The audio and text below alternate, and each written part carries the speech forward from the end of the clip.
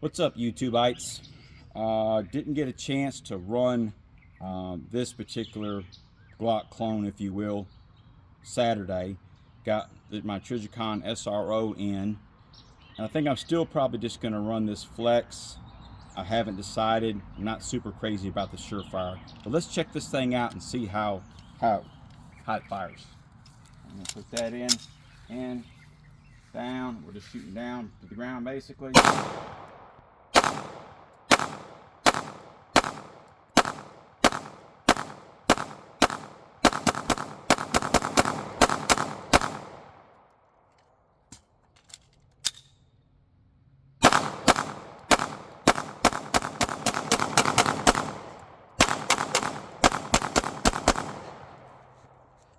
Seems like it does pretty good. Stay sober.